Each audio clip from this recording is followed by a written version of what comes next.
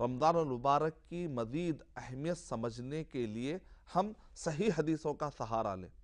ضعیف حدیثوں سے بچنے کی ہم کوشش کریں، کیونکہ رمضان مبارک آتے ہی اس کی اہمیت بتانے کے لیے بعض اوقات جذبہ اچھا ہے، لیکن ضعیف حدیثیں ہمارے درمیان کافی پھیل رہی ہیں۔ اس میں دو مثالیں گزشتہ ایپیسوڈ میں دے رہا تھا۔ تو پہلی مثال جو کہ بیہقی کے اندر روایت آئی ہے،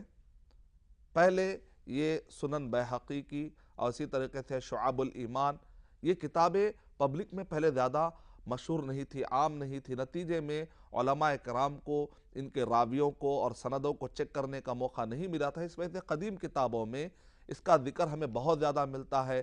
جیسا کہ مشہور حدیث شریف ہے سلمان فارسی رضی اللہ تعالیٰ عنہ کی طرف نسبت کر کے جو بتائی گئی ہے کہ جب رمضان مبارک کا مہینہ آ جاتا تو نبی اکرم صلی اللہ علیہ وسلم نے خطبہ دیا اور کہا کہ دیکھو تم پر ایک مبارک مہینہ سایہ فگن ہونے والا ہے، اور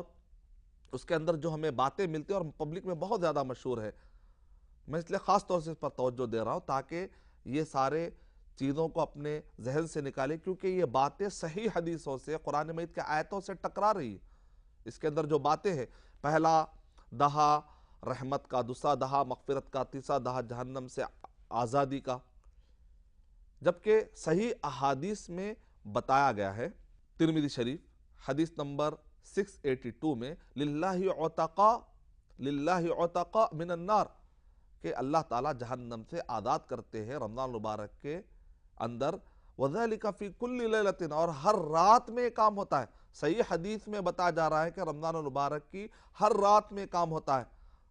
کہ اللہ تعالیٰ آزاد کرتے ہیں۔ نہ جانے کتنے ہی لوگوں کو پروان مغفرت لکھ دیتے ہیں، جہنم سے آزادی لکھ دیتے ہیں، جبکہ ضعیف حدیث میں بتایا جا رہا ہے کہ یہ آخری دہے میں جہنم سے آزادی کا مسئلہ بتایا جا رہا ہے۔ اور اسی طریقے سے اس حدیث شریف میں یہ بتایا گیا کہ کوئی بھی آپ خیر کا کام کریں گے تو فرض نماز یا فرض کام کے برابر ثواب ملے گا۔ بہت زیادہ فضیلت اس کے اندر بتانے کے لیے یہ جو الفاظ ہمیں ملتے ہیں۔ یا اسی طریقے سے اگر کوئی ایک فرض کام کرے گا اس کے اندر تو اس کو 70 فرض کے برابر ثواب مل جائے گا۔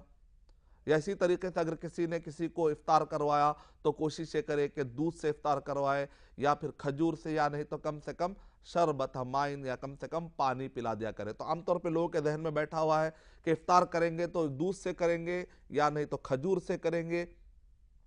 یا نہیں تو پانی سے کریں گے، جبکہ صحیح حدیث میں بتایا گیا کہ آدمی اگر افطار کرے گا تو یا تو رطب کرے گا، یعنی کہ وہ جو تھوڑا سا پکا اور تھوڑا سا کچا ہوتا ہے وہ کھجور، یا نہیں تو وہ آدمی تمر پہ کرے گا، پکے ہوئے کھجور پر کرے گا، یا نہیں تو پانی پر کرے گا۔ صحیح حدیث میں یہ ترتیب ملتی ہے۔ تو صحیح احادیث سے کئی اعتبار سے یہ حدیث شریف کانٹرڈکٹ ہوتی ہے، اور اس کے اندر 70 گنا بڑھا کر ہر نیکی لکھ دی جاتی ہے۔ یہ عام طور پہ بہت زیادہ مشہور ہمیں یہ الفاظ ملتے ہیں، لہذا اس پر ہم کو کنٹرول کرنا چاہیے۔ یہ بیہقی کے اندر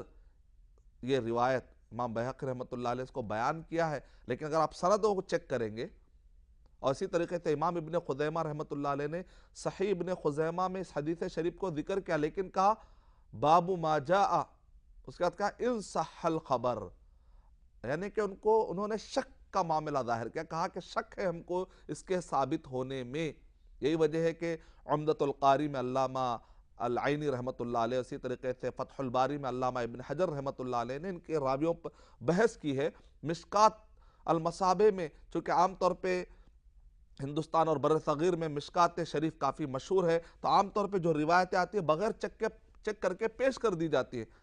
شیخ البانی رحمۃ اللہ علیہ نے بھی مشکات میں اشارہ فرما دیا کہ یہ ضعیف ہے، پائے ثبوت کو نہیں ملتی، بلکہ پرلے درجے کی ضعیف ہے، یعنی ضعیف میں بھی اس قابل نہیں ہے کہ اس کو منجبر کیا جائے، اس کو سپورٹ کر کے لایا جائے، ایسا کوئی اس کے اندر امکان نہیں ہے۔